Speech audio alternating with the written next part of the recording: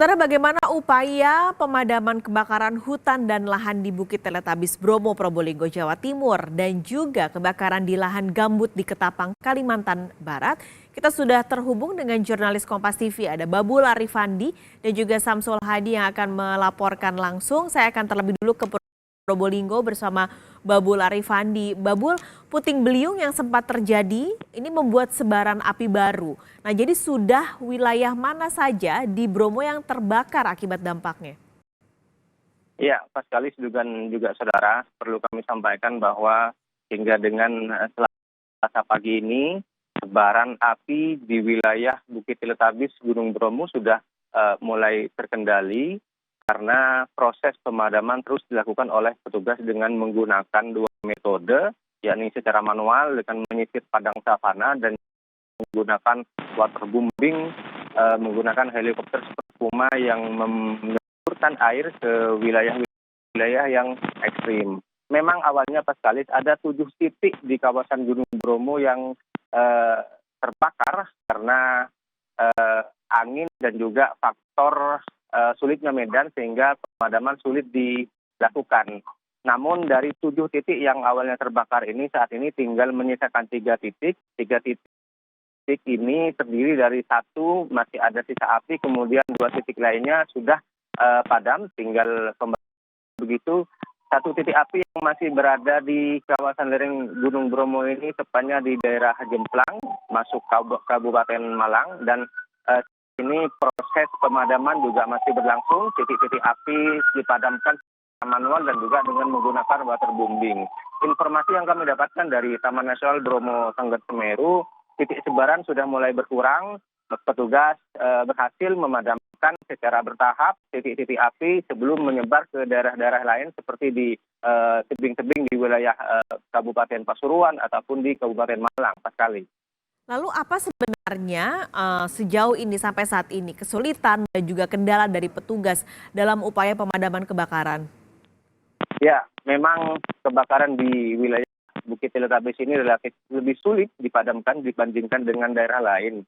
Pertama karena medan yang cukup ekstrim, tebing-tebing perbukitan yang terbakar ini sulit dijangkau oleh petugas gabungan. Selain itu peralatan yang tersedia juga sangat terbatas sehingga proses pemadaman api berlangsung lamban dan sudah hampir 1 pekan ini pemadaman terus dilakukan namun api belum sepenuhnya padam. Selain itu faktor ketiga yang membuat pemadaman api ini sulit adalah faktor cuaca. Angin kencang dan bahkan pada Minggu sore kemarin ada tornado begitu Paskalis, sehingga tornado yang berputar-putar dan membawa api ini menimbulkan atau menyebarkan api baru di beberapa wilayah yang sebelumnya sebenarnya tidak terjangkau api. Inilah kesulitan yang dihadapi oleh petugas sehingga proses pemadaman di kawasan Gunung Bromo, kawasan yang sebenarnya merupakan kawasan konservasi, kawasan wisata ini berjalan lamban sekali. Baik, terima kasih Babul Arifani dari Probolinggo, Jawa Timur. Kini kita beralih ke Ketapang, Kalimantan Barat, melihat bagaimana kebakaran di sana. Samsul, selain bara api yang ada di dalam lahan gambut yang menjadi akhirnya kendala dari para pemadam. Kesulitan apa lagi yang dihadapi dalam pemadaman kebakaran hutan dan lahan di sana? Baik, Paskalis dan juga saudara, dapat kami informasikan untuk kebakaran hutan dan lahan yang ada di Kabupaten Ketapang ini, selain dari lahan gambut yang memiliki kedalaman 12 hingga 20 meter, baru akan padam di bawah lahan gambut itu, jarak antara titik api dengan lokasi sumber air cukup jauh, sehingga itu yang menyebabkan tim pemadaman gabungan ini kesulitan untuk memadamkan titik-titik api tersebut, karena selang yang digunakan tidak bisa menjangkau lokasi titik api. Tidak hanya itu, kondisi angin yang kencang juga menyebabkan bara-bara api dan jerebu itu berterbangan sehingga membuat titik-titik baru dari terbangan api tersebut yang membuat tim pemadaman lahan baru memadamkan di lokasi ini, tapi muncul lagi titik baru dari terbangan jerebu dan juga bara api tersebut.